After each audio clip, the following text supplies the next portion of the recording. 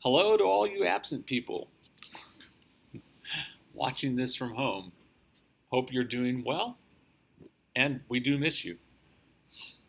So, today we're starting a new lesson, a new unit, I should say, in Chapter 4 with the chain rule. Now, the chain rule is going to be great. We're going to use it a lot. It makes certain things a lot easier to take the derivatives of, like the one that we were doing earlier. Where you had secant of x squared, where you had to write it as secant x times secant x and do all that. Way easier. But just to review just a little bit about composite functions, remember that in a composite function, the output of one function is used as the input of a second function to create a new function, y equals f of g of x. Some books write this, that would be a bad colored choice, f of g of x. Books like that are just about have gone the way of the dinosaurs. Okay, almost no one writes it that way anymore. Partly because it's just confusing. So on the AP exam, you'll only see it written like this. Your book occasionally will throw one of these in. I just don't want you to be like, what the heck is that? That's the same thing as this. So in this case, g is the inner function and f is the outer function. It's important to know which one is which for the rule we're about to know. Okay? So, and I'm not trying to insult anybody's intelligence, but for each of these, we can rewrite them as a composite function, where you have one function inside another function. So, for example, for this first one, how could we rewrite that so it was one function inside of another one?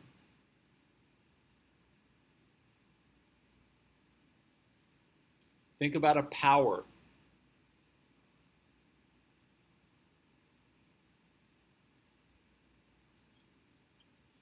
What is it that gets us a reciprocal?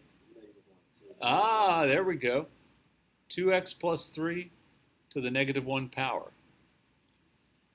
Now the inner function is the 2x plus 3, and the outer function is the negative 1 power.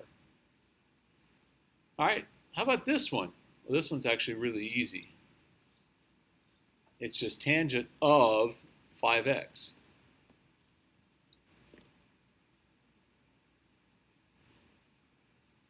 How about this? Sine cubed of x. How could we rewrite that? Yeah, sine x quantity cubed.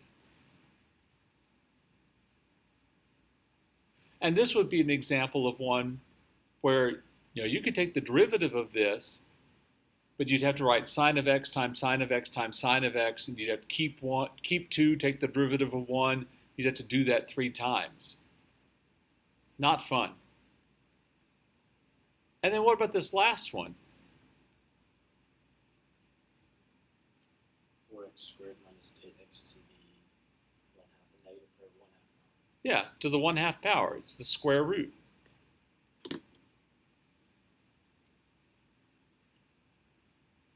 Okay, and again, I'm not trying to insult anyone's intelligence, but you have to be able to do that.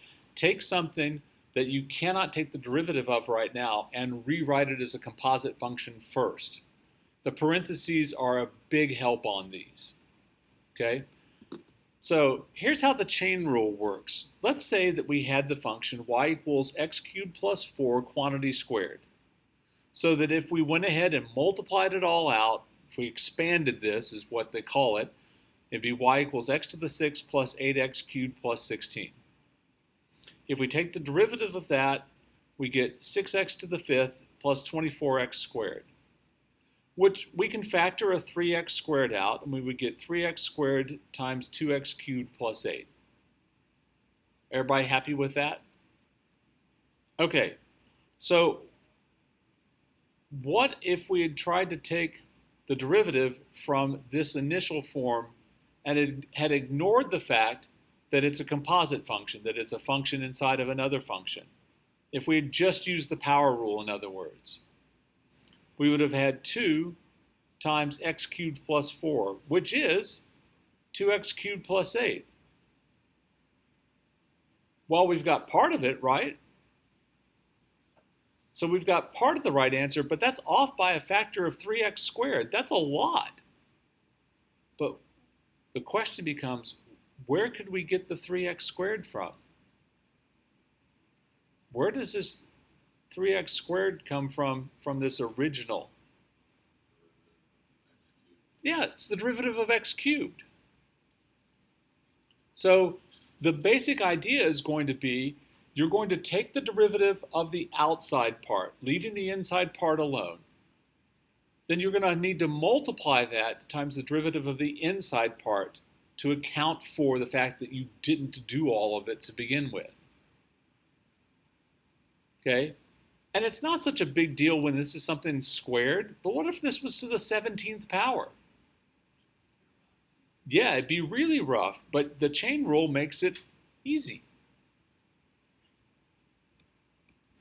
All right, so here is what the chain rule says. If y equals f of u is a differentiable function of u, and u equals g of x is a differentiable function of x, then y equals f of g of x is differentiable, and dy dx is equal to f prime of g of x times g prime of x.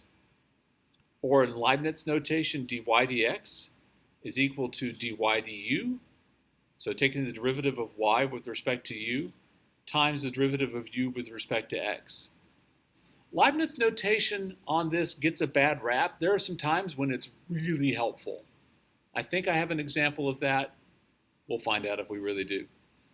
So, here for this one, this is an example of, if you had to expand that, you might be here all night.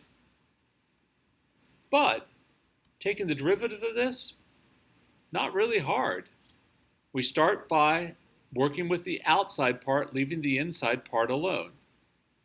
So that's 24 of x times x squared plus 5x minus 9 raised to the 23rd power. Times, now we need to deal with the inner part. The derivative of the inside part is 2x plus 5. That's it. There's nothing more that needs to be done. In talking to various people that teach calculus, typically people will talk about it in terms of one of two things. Some people talk about it in terms of peeling an onion, one layer at a time. You deal with the outer layer, leave the inner layer alone for a second, then deal with the next layer. I'm not crazy about onions, especially raw ones, so I think about it as an M&M. You stick an M&M in your mouth and you don't chew it. What happens first? The outer layer melts away, leaving the inner layer alone. And then you leave it in there long enough, and the inner layer gets taken care of. By the way, if you have a function inside another function, it's now a peanut M&M. Okay? All right. Yeah. Of course, it would take a long time for the peanut to dissolve, but that's another problem.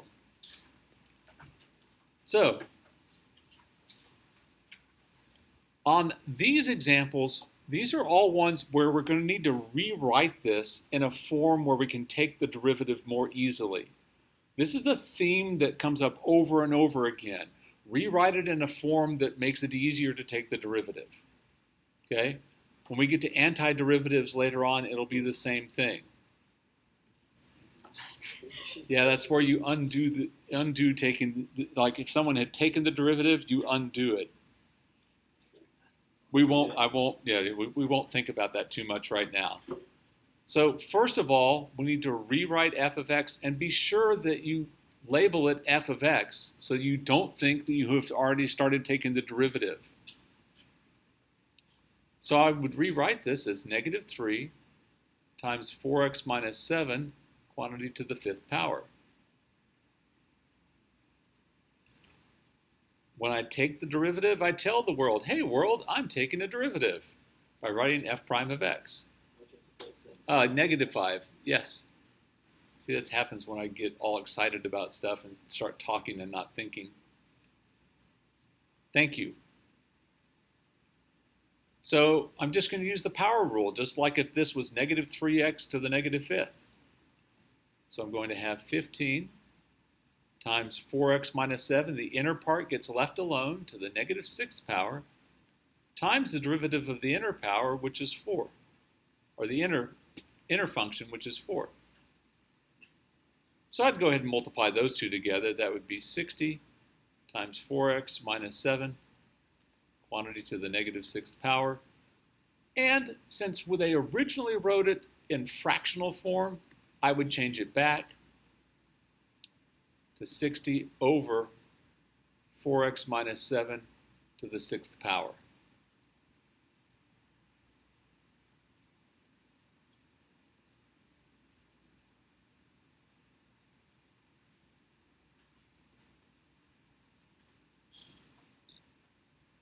If we didn't do that, we would have to write this as negative 3 times 1 over 4x minus 7 times 1 over 4x minus 7 times 1 over 4x minus 7 times 1 over 4x minus 7 times 1 over 4x minus 7, and either expand it or use the quotient rule 5 times inside of the product rule.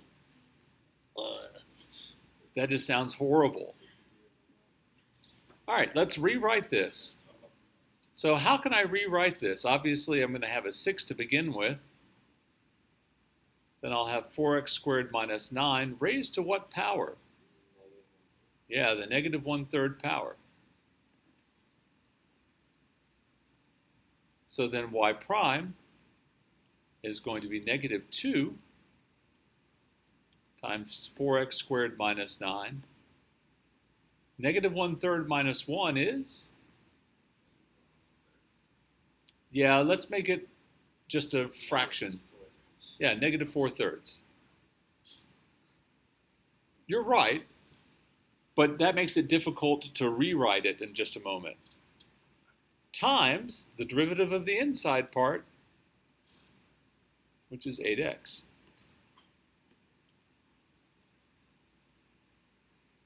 So my derivative then would be negative 16x over the cube root of 4x squared minus 9 raised to the 4th power.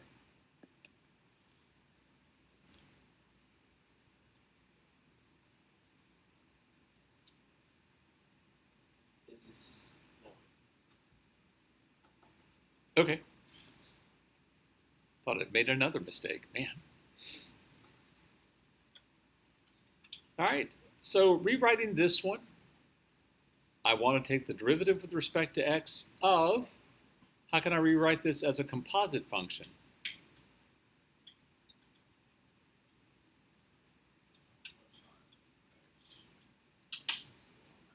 Yeah, cosine of x to the 1/2 power. So I work with the outside part, that'd be 1/2 of cosine of x, leaving the inside part alone, to the negative 1/2, times the derivative of cosine, which is negative sine of x. So this would be negative sine of x over 2 times the square root of cosine of x.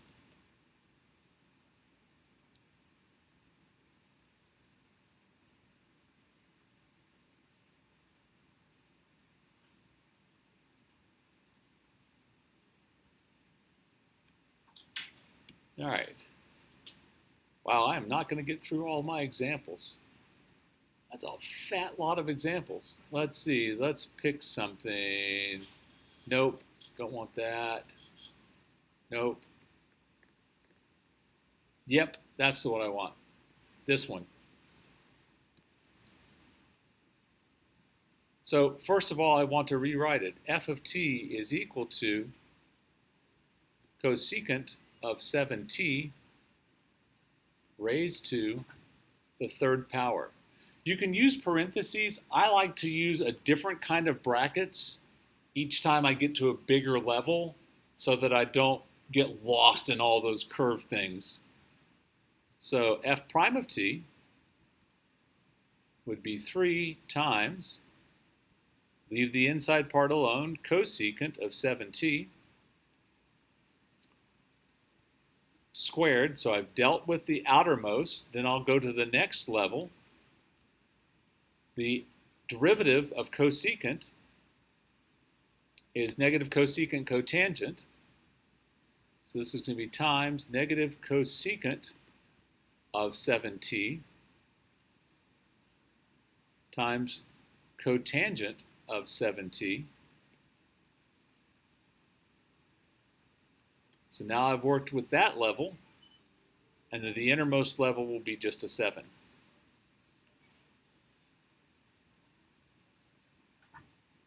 So in the end, this ends up being negative 21 cosecant cubed of 7t, because there's a negative right here, times cotangent of 7t. Okay? Y'all have a terrific weekend, and I will look forward to seeing you on Monday.